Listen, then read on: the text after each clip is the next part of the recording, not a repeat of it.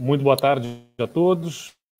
Nós estamos começando, nesse momento, a nossa live desse dia 1º de junho de 2020, com as informações aqui do Rio Grande do Sul sobre a situação em relação ao coronavírus. Nós temos no nosso estado, neste momento, 9.332 casos de coronavírus em 289 municípios, e são 224, 76,1% dos casos confirmados, né, desses 9.300, 76% já se recuperaram.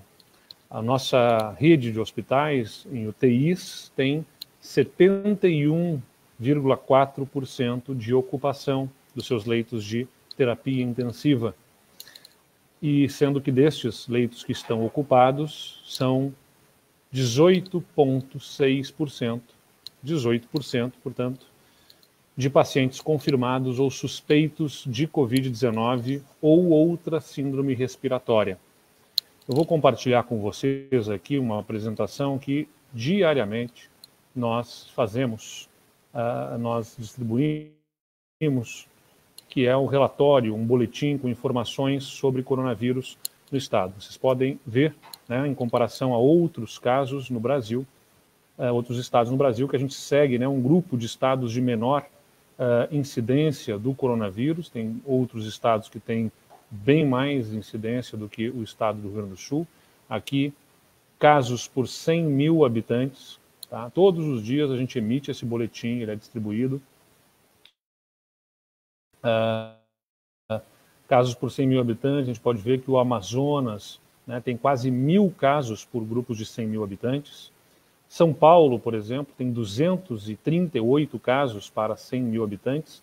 E no Rio Grande do Sul nós temos 82 casos por 100 mil habitantes. E aí, este gráfico aqui é bastante importante, esta lâmina, porque mostra o número de óbitos diários desde o primeiro óbito registrado no Brasil.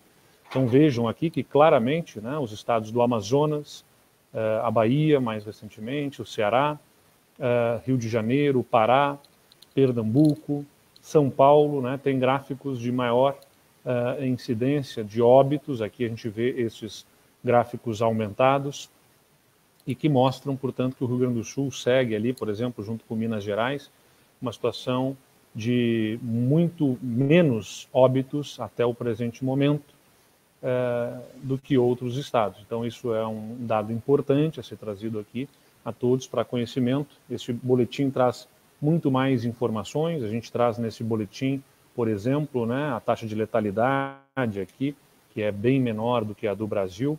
A letalidade aparente no Brasil é de 5,7%, no Rio Grande do Sul é de 2,4%. Né? A gente vê por regiões os casos, como estão se distribuindo, a situação por região de saúde, e também vemos aqui, por exemplo, a situação das UTIs nos últimos 30 dias, por macro-região de saúde, observando os leitos que estão disponíveis, a taxa total de ocupação e também o número de casos confirmados e o de suspeitos com a evolução ao longo dos dias em cada uma das regiões. E aqui neste gráfico no canto direito, no total do estado, a gente vê ali, por exemplo, um aumento de suspeitos de Covid no total do estado, mas uma queda do número de, um aumento no número de confirmados e uma queda no número de suspeitos internados, mas uma estabilidade nas internações hospitalares no nosso estado, que tem girado sempre ao redor daqueles 70%, como a gente já tratou aqui. Então, essa é a primeira apresentação que eu gostaria de mostrar a vocês. Deixa eu voltar aqui para a nossa câmera. Nós tivemos, na sexta-feira da semana passada, o anúncio de algumas mudanças no nosso secretariado. Nós fizemos ajustes na nossa equipe e um desses ajustes tem a ver diretamente com a questão do Covid-19, do coronavírus. A nossa secretária de Planejamento, a secretária Leane Lemos, de dados, que nos ajudou a estruturar este modelo do distanciamento controlado, ela continua, nesse momento, respondendo pelo distanciamento controlado.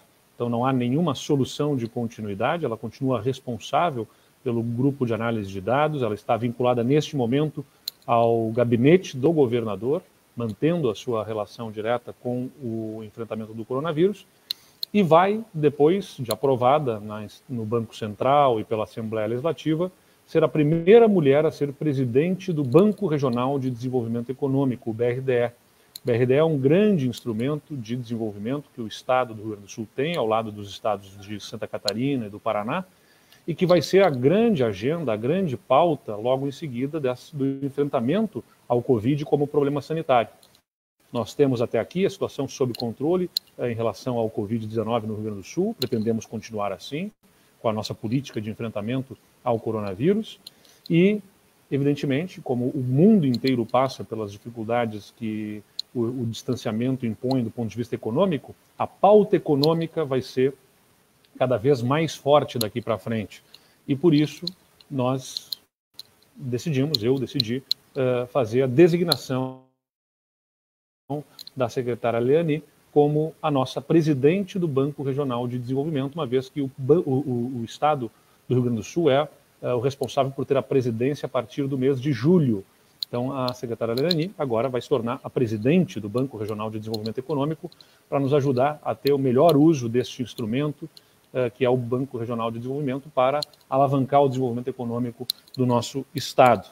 E ela segue até lá, até que tenha o seu nome aprovado, coordenando o trabalho a partir do gabinete do governador, como a responsável pela liderança do distanciamento controlado, evidentemente contando com o suporte de outras secretarias, em especial a Secretaria de Saúde, liderada pela nossa secretária Arita Bergman. Nós também fizemos a junção da Secretaria de Planejamento com a Secretaria de Governança e Gestão Estratégica, e o secretário de Governança, o secretário Gastal, vai assumir, então, como secretário de Planejamento, e essa secretaria vai estar unida com a Secretaria de Governança, respondendo conjuntamente, neste momento, o secretário Gastal pelas duas secretarias, até que as duas estejam efetivamente fundidas numa única secretaria, que será uma Secretaria de Planejamento, Governança e Gestão. Nós também tivemos alteração na Secretaria de Justiça, Cidadania e Direitos Humanos. O secretário Catarina Palladini pediu para deixar a secretaria em função do processo eleitoral que se avizinha e foi designado para a sua função, para titular dessa secretaria, o ex-presidente do Instituto Nacional de Seguridade Social, o INSS, o Mauro Rauschel, que chegou a ser ministro da Previdência interinamente, foi também assessor ao lado do ex-ministro, ex-advogado-geral da União e agora ministro do STF, Dias Toffoli. O Mauro Rauschel, então, assume esta função importante na Secretaria de Justiça, Cidadania e Direitos Humanos, e a Secretaria de Desenvolvimento Econômico e Turismo será ocupada pelo ex-deputado e ex-secretário nosso também, Rodrigo Lorenzoni, que vai cumprir essa função de uma secretaria que é super importante também, e ela vai ser desmembrada em Secretaria de Turismo e Desenvolvimento Econômico apartadas, né?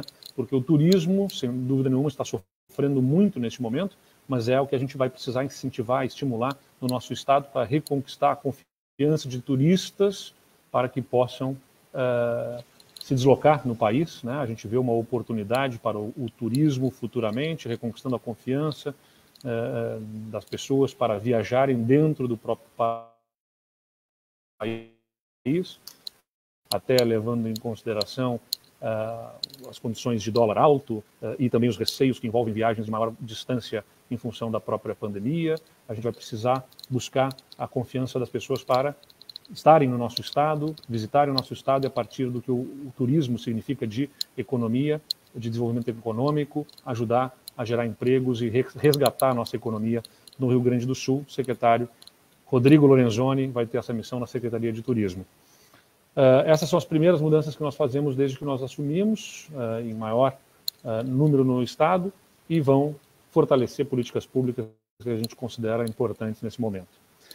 Quero atualizá-los aqui também sobre o distanciamento controlado. No sábado, nós anunciamos as novas bandeiras das regiões do distanciamento controlado no nosso Estado, foram atualizadas e passam a vigorar a partir de hoje no nosso Estado. A gente segue com a predominância de regiões com bandeira laranja. né, ou seja, de risco médio para o coronavírus. Observamos nas regiões de Uruguaiana e de Capão da Canoa, que tinham passado para a bandeira amarela no levantamento anterior, uma piora em alguns indicadores e por isso elas retornaram à bandeira laranja. Eu vou dividir aqui com vocês, está aí no site o distanciamentocontrolado.rs.gov.br, mas eu vou dividir com vocês também essa apresentação que ajuda o nosso pessoal a compreender aqui essa mudança das bandeiras, né, a atualização da quarta semana. Esta é a bandeira que nós temos, as bandeiras que nós temos nas regiões, Uruguaiana e Capão da Canoa, voltaram da bandeira amarela para a bandeira laranja, que aponta risco médio de contágio, né, essa mudança entre os mapas. E aqui eu vou mostrar para vocês, então, o conjunto dos indicadores que nós temos, que são analisados, onde a gente pode observar, por exemplo, né, que Uruguaiana apresentou pior em 4 indicadores, ao mesmo tempo em que obteve melhor em outros 2 indicadores, e como consequência ela passou da bandeira amarela para a bandeira laranja, né? Por exemplo, ali a variação semanal no número de novas hospitalizações Covid foi de laranja para preto no Uruguaiana. Depois, na variação no número de confirmados em UTI, passou de amarelo para vermelho, a região de Uruguaiana.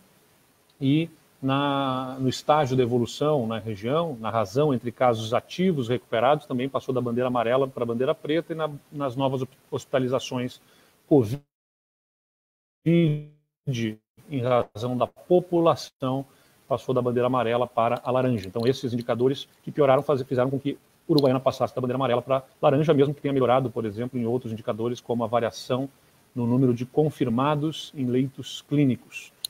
Capão da Canoa, né, o fato predominante que fez a região de Capão da Canoa ir da bandeira amarela para a laranja foi que a soma do número de novas hospitalizações de síndromes respiratórias com Covid nos últimos 14 dias foi maior ou igual a 5.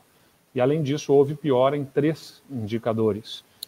Nós vemos ali, por exemplo, variação semanal do número de novas hospitalizações Covid, de amarelo indo para preta, né? E, por exemplo, novas hospitalizações Covid sobre a população, passando da bandeira amarela para laranja. São algumas das mudanças que houve na região de Capão da Canoa que fizeram com que esta região tivesse passado agora da bandeira amarela para laranja. Vamos voltar aqui para o nosso vídeo. Essas as mudanças das bandeiras que nós tivemos no nosso site distanciamentocontrolado.rs.gov.br. Vocês podem baixar esses indicadores, acompanharem o que na sua região está acontecendo e assim entender melhor o funcionamento do nosso modelo de distanciamento. Uma notícia importante de hoje é que a nossa Fundação de Amparo à Pesquisa do Estado do Rio Grande do Sul, a FAPERG, está lançando a segunda edição do edital Tecnova. Esse edital é destinado a pequenas empresas e o investimento a ser feito é de 8,3 milhões de reais, sendo 1,2 milhão de reais destinados para empresas da área da saúde, para aquilo que elas desenvolverem de tecnologia para o combate ao Covid-19. Então, a gente quer estimular com isso o desenvolvimento de novas tecnologias nas empresas gaúchas para o enfrentamento ao coronavírus. Os recursos são provenientes do Fundo Nacional de Desenvolvimento Científico e Tecnológico, são recursos também da FAPERGS, do Sebrae RS e do Badesul, o nosso Banco de Desenvolvimento do Sul. Os projetos com foco no enfrentamento à pandemia deverão ser inscritos até o dia 12 de junho. E está conosco aqui o diretor-presidente da FAPERGS, o Odir Delagostin, que vai contar um pouco mais para nós, explicar os detalhes. Odir, como os interessados podem se candidatar aos recursos e nos dar mais detalhes sobre o Tecnova, por favor. Boa tarde, governador. Esse programa Tecnova é um programa de apoio à inovação. É muito importante que empresas que tenham produtos ou processos inovadores tenham apoio para poder levar adiante as pesquisas e a preparação desse produto, esse processo ou esse serviço para ser colocado ao mercado. Então, a FAPERGS está lançando hoje esse edital, colocando à disposição, então, 8,3 milhões de reais a empresas do estado do Rio Grande do Sul. É importante dizer que esse é um programa federal com a parceria de entes de estados, e o Rio Grande do Sul está sendo um dos primeiros estados a lançar este edital. Nós queremos, com isso, então, permitir que empresas apresentem suas propostas. Para se inscrever, elas devem entrar no site da FAPERGS e acessar a plataforma de inscrição, de submissão de propostas. Nós vamos apoiar projetos em diversos temas, entre eles agronegócio, energia, meio ambiente, mobilidade urbana, educação, logística e transporte, saúde, segurança e tecnologias de informática, de informação e comunicação. Para o enfrentamento à Covid, nós estamos direcionando 15% dos recursos, ou seja, 1,2 milhões de reais, e como esse é um assunto urgente, nós estabelecemos um prazo diferenciado, a submissão de propostas que visam o enfrentamento à Covid é até dia 12 de junho, portanto, pouco mais de 10 dias aí, menos de 2 semanas para as propostas serem submetidas. Nós vamos avaliar essas propostas de forma também bastante célere, de forma que os contemplados terão o recurso disponível em menos de 60 dias. Já para os outros temas, as outras áreas, o prazo para submissão de propostas é até o dia 17 de julho. Portanto, um prazo um pouco maior, para empresas se prepararem, submeterem propostas, então, de inovação, para receber apoio financeiro, recursos não reembolsáveis, projetos com valores de até 300 mil reais. Então, isso vai dar um impulso à nossa economia, às nossas empresas inovadoras, e com isso nós esperamos, então, contribuir para essa retomada, né, da economia tão importante para o Estado e para o país.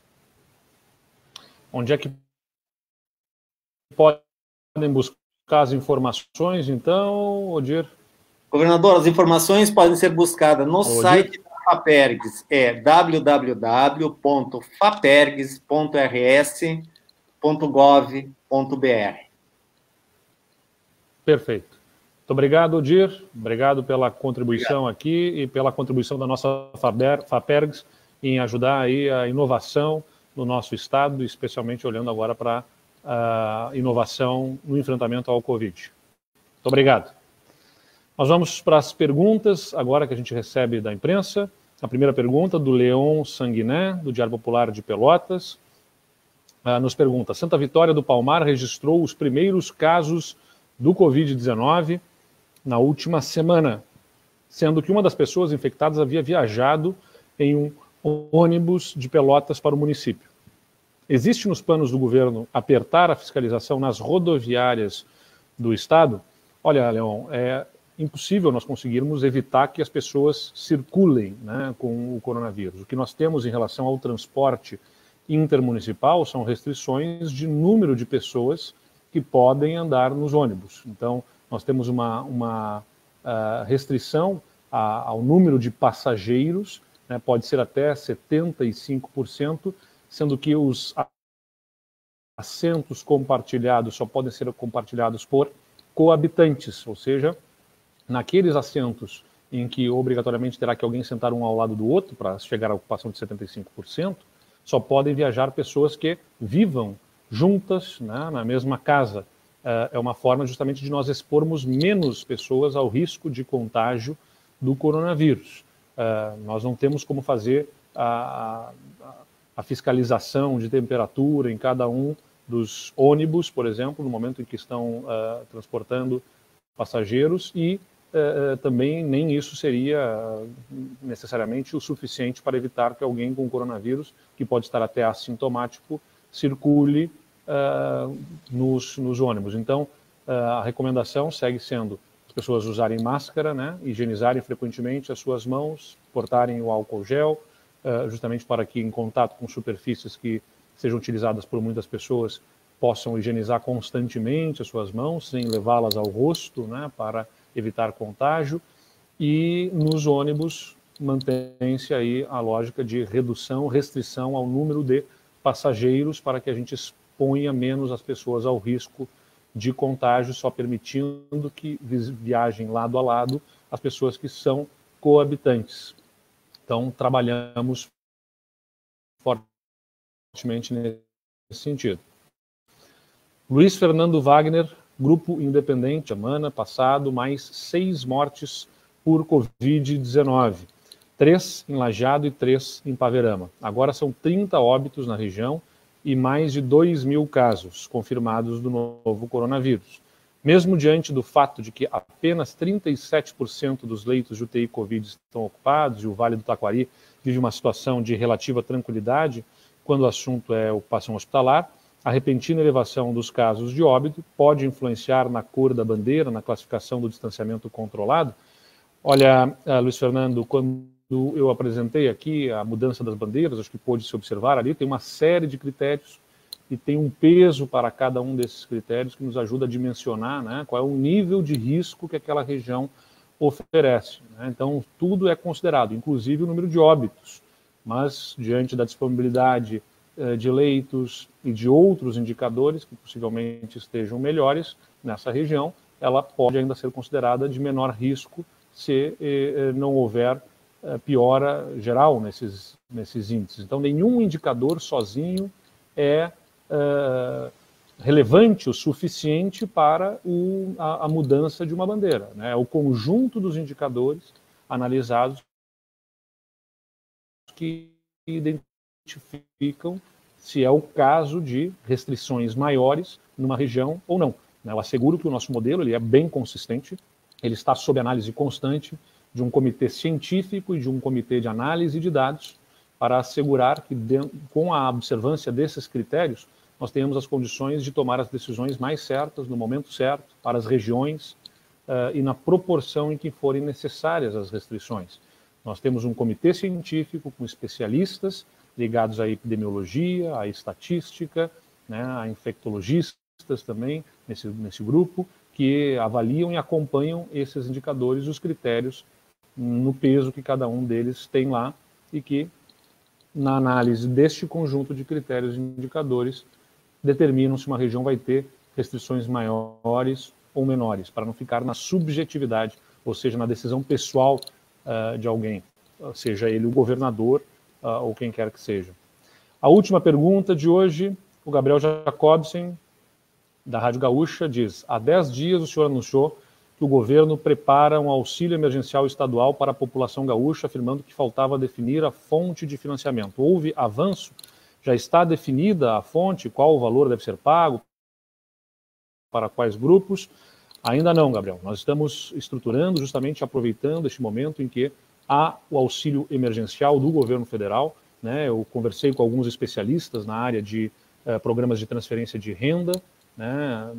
Grandes especialistas ligados à área que ajudaram a estruturar, por exemplo, o Bolsa Família e outros programas estaduais de auxílio emergencial em outros momentos, em outros estados. E o que ficou claro para mim é que, neste momento, termos um programa estadual cumulativo com o programa de transferência de renda federal seria pouco efetivo, né? Grande gasto público e pouco efetivo na medida em que nós temos já um auxílio federal de R$600 neste momento. Então, a nossa decisão foi por justamente aproveitar este momento que nós temos o auxílio emergencial, atendendo as famílias gaúchas, para estruturarmos este programa. Inclusive, a nossa ex-secretária, agora assessora no gabinete do governador, Leani Lemos, está nos ajudando, nos auxiliando na identificação das melhores práticas aí para que a gente possa definir um programa de auxílio emergencial que vá suceder, não para todas as famílias, mas para aquelas de maior vulnerabilidade e dentro das condições que o Estado tiver, apoio emergencial com transferência de valores para famílias em situação de vulnerabilidade. Então, isso ainda está sendo discutido e estruturado, e estamos buscando identificar as fontes de recursos. Já temos algumas fontes possíveis identificadas, mas nada ainda fechado e que possa ser anunciado. O que eu quero deixar claro é: o governo do estado sabe que isso é relevante e está buscando viabilizar auxílio emergencial para famílias que tenham especial necessidade de manutenção de algum apoio depois que o auxílio emergencial federal deixar de existir, o que deve acontecer no próximo mês. Então, estamos fechando essa proposta. Eu agradeço a atenção aqui de todos vocês e voltamos com a nossa live lá na quinta-feira, ou se tiver outras informações relevantes a serem prestadas aqui, a gente pode voltar antes apresentando a vocês. Muito obrigado a todos e até mais.